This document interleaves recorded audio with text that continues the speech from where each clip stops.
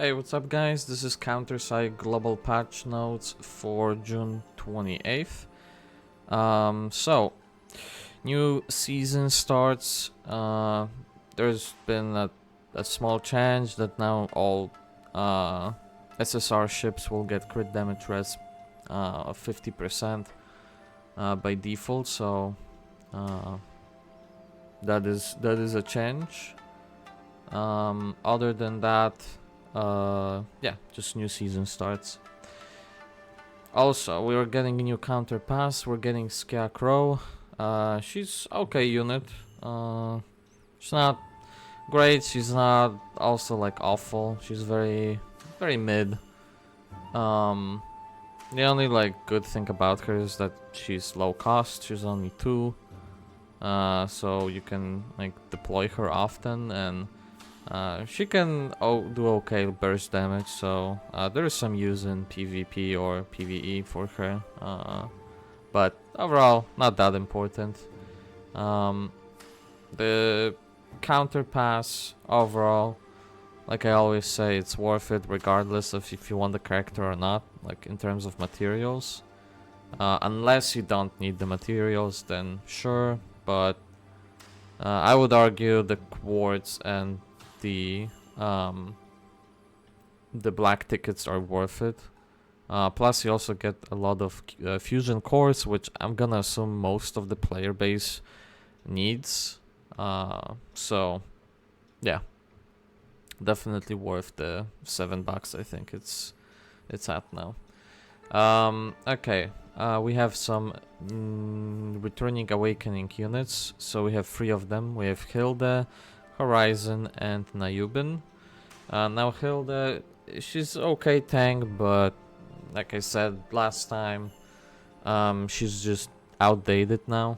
There's other defenders that can do similar things for way less cost and just bring more to the table. So she's just not as good. You can still use her obviously, but especially with the very good units coming up very soon.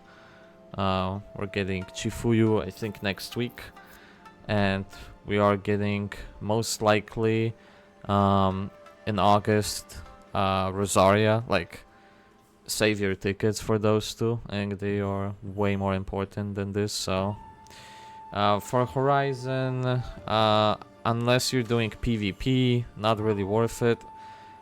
She's very good at PvP.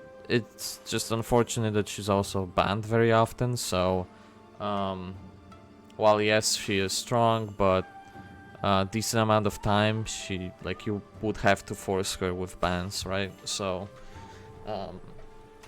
so there's that, like, just keep that in mind. Also, you can use her in PvE, especially in like stages that require you to use mechs.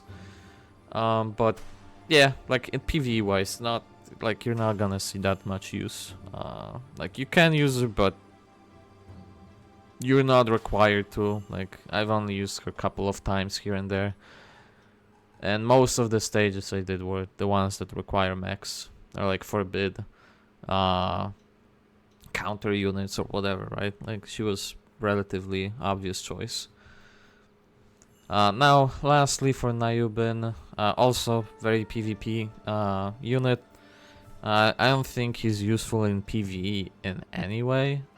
Like, I cannot think of a single like place where you would use Nayubin. Like, maybe there's some niche one stage or something he can do, but like, yeah, definitely not a PvE unit.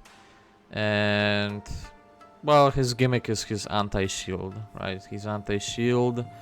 He's good at PvP, especially against like shield units, and he's good against tower units, right? Like those two are his things. So not really worth summoning, in my opinion, but you know, up to you. Now we have Punch in event for summer, pretty whatever, honestly. Like, all of those rewards, even for new players, they're kind of whatever.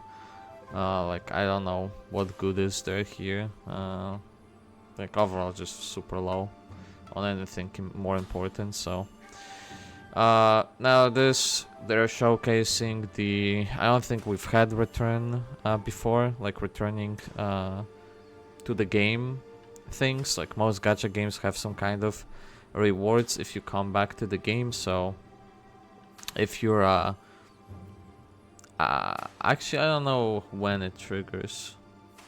I thought it said somewhere, but maybe not. I wonder how long it takes for this to trigger, like how long you have to be offline. Maybe like a month, that would be my guess. But anyway, after you're away from the game, you will get the comeback check-in event or pension event. So just by logging in, you get rewards, which is okay. It's decent. It's not like too terrible. And then you also get some rewards or missions rather here to do, which also okay rewards, like just some things you get if you return to the game. So not too terrible. Also they are adding 4 seasonal stories. So those are basically the event stages that were connected to a specific holiday. So you know, stuff like Valentine's Day or Christmas or summer, right? So yeah, those 4 will be added now, so you'll be able to play and read them anytime you want. And they will be added into seasonal sections, so we'll have another section in the side stories. And then ship balance, so New Ohio gets buffed.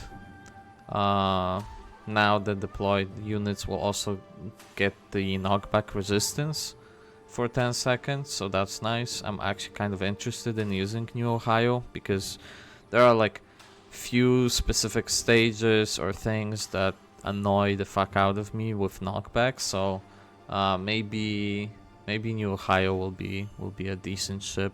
So I'm kind of excited to use it and try it out. And yeah, they fixed Gleipnir pod type skill, which apparently was not working as intended. Other than that, there's been some improvements and changes. Nothing really stood out to me. Like most of those things we've already talked about in developer notes. The change I'm looking at that means like the most to me is the option to modify the order in your favorites tab, so you'll be able to change like which missions are displayed in what order. That function should have been here day one. Like I don't know what the fuck. Like how did it take like 4 or 5 months to add it in finally? Like Jesus Christ. Another thing that's relatively decent is the speed option of 0.5x to the practice mode, so you can actually like view things better. Other than that, some bug fixes too, so pretty small patch. Next week we should be getting the Chinatsu and Chifuyu, I'm assuming. I'm fairly sure that's next week. So yeah, that's it for this patch, and that's it from me, and I will see you guys next week. Peace.